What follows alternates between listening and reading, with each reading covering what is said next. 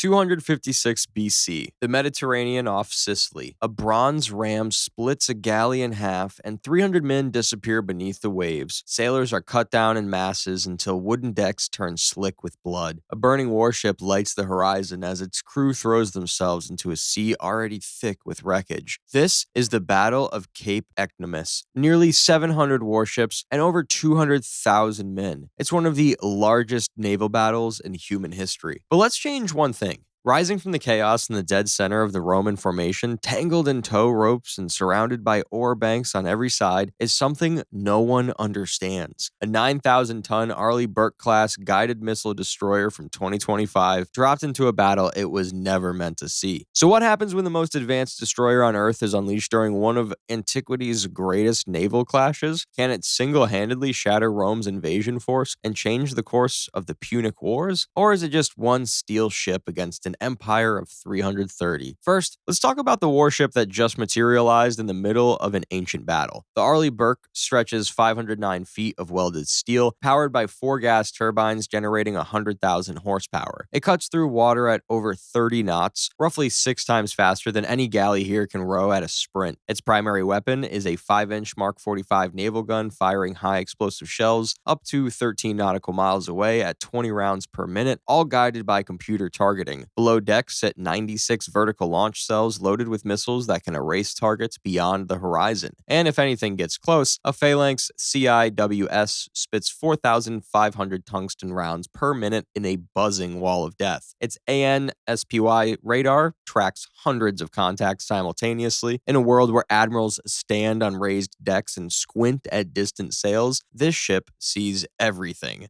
Every galley, every formation shift, every attempt to flank from over 40 kilometers away. But here's the problem. It didn't appear on the horizon with miles of open water to work with. It spawned in the middle of the Roman wedge. Ropes tangle against its hull, oars snap against steel, galleys packed tight on every side. The destroyer's biggest advantage, standoff range, is gone before the fight even starts. Now, let's look at what just surrounded it. Rome's fleet at Cape Ecnomus isn't a ragtag collection of fishing boats. These are purpose-built quinqueremes, 5-banked warships crewed by 300 rowers and 120 combat-trained Marines each. Their bows carry bronze rams weighing over 400 kilograms, designed to punch through holes at the waterline. And bolted to the deck of every Roman ship is the corvus, a hinged boarding bridge with an iron spike that slams down into an enemy deck, locking ships together so legionnaires can pour across and fight hand-to-hand. This is Rome's doctrine. They don't outmaneuver you, they grab you, hold you, and kill you with swords. They turned an entire war around with this tactic, beating Carthage's superior sailors by refusing to let it be a sailing contest at all. The consuls Regulus and Vulso command from flagship galleys at the tip of the wedge. Behind them, columns of warships trail back in formation. Behind those, a baseline of heavy ships, and towed at the rear, a convoy of horse transports, the whole reason this fleet exists. Rome is crossing to Africa to take the war to Carthage's doorstep. Every ship here is a piece of that mission, and they've never seen anything like what just appeared among them. The first 60 seconds are pure chaos. Roman crews closest to the destroyer see a steel cliff erupt from nowhere, throwing spray across their decks. Oars shatter, tow lines catch on the hull and rip free. 2 galleys collide trying to swerve away. Nobody gives an order because nobody understands what's happening. On the destroyer's bridge, it's not much better. Radar screens light up with over 600 wooden contacts packed so tight they almost blur together. The ship can barely move. Galleys press in from every direction, and its wake alone is swamping smaller boats. The captain's first priority is survival. Engines throttle up, and the destroyer begins to push forward, shouldering aside Roman ships like a truck through traffic. Hulls crack, oars disintegrate against steel. The bow wave capsizes at least 2 galleys before a single shot is fired. Once the destroyer clears enough space to maneuver, the 5-inch gun opens up. The effect on wooden warships is catastrophic. High explosive shells designed to damage steel vessels detonate against oak hulls, and the result isn't a hull, it's an erasure. Galleys don't sink so much as they come apart. Decks splinter, fires erupt across pitch-sealed timbers. A single shell can mission kill a quinquereme. 2 shells can send one to the bottom.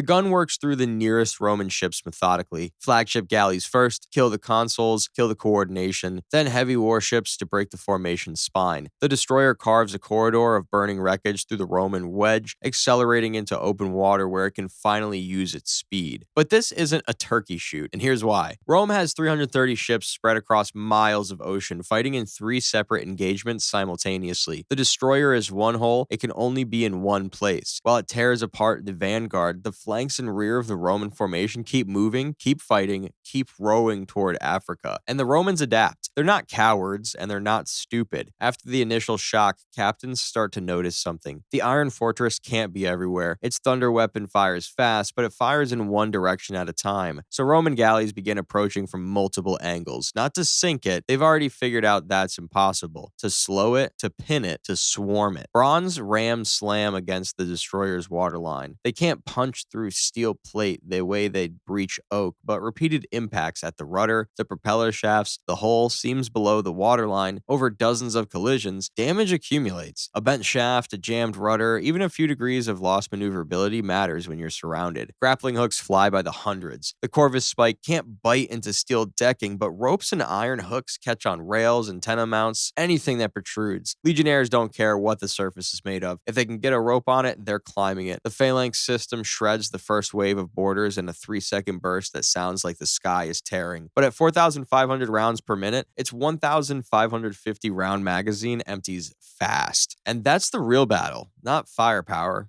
Logistics. The 5-inch gun carries 600 rounds. Against 1 or 2 enemy ships, that's overkill. Against 330, it's a budget. If every shell sinks a ship, which it won't because misses happen, because some galleys need 2 or 3 hits, because fires don't always spread, the destroyer still runs dry with hundreds of Roman ships still afloat. The phalanx is a last-ditch weapon, not a fleet killer. The missiles below deck are designed for modern warships and aircraft, wildly overpowered for wooden galleys. Using $1 million SM-6 on a quinquereme is like swatting a fly with a cruise missile. Effective, but wasteful when you can't reload. Because reloading is impossible, in 2025, restocking a vertical launch system requires a port, a crane, and a specialized logistics chain. In 256 BC, none of that exists. Every missile fired is gone forever. Every shell spent is one closer to silence. So the real question isn't whether the destroyer can sink Roman ships. Of course it can. The question is whether it can sink enough of the right ships fast enough to stop the crossing before it runs out of ammunition and becomes a very expensive steel island surrounded by 20,000 angry legionnaires with boarding bridges and absolutely nothing to lose. The most likely outcome sits somewhere between triumph and tragedy. The destroyer devastates the Roman vanguard, kills or scatters the command ships, and burns through most of its gun magazine, carving apart the transport convoy at the fleet's core. Dozens of galleys sink, fire spreads across the formation. Rome's carefully drilled wedge fractures into chaos. But the flanks survive. Enough warships remain to regroup. Enough transports escape to limp toward Africa with a reduced landing force, and the destroyer, battered by ramming damage, low on ammunition, trailing smoke from a dozen small fires started by flaming arrows that found exposed equipment, withdraws into open water with no port to return to, no resupply waiting over the horizon, and a fuel clock that started ticking the moment it arrived.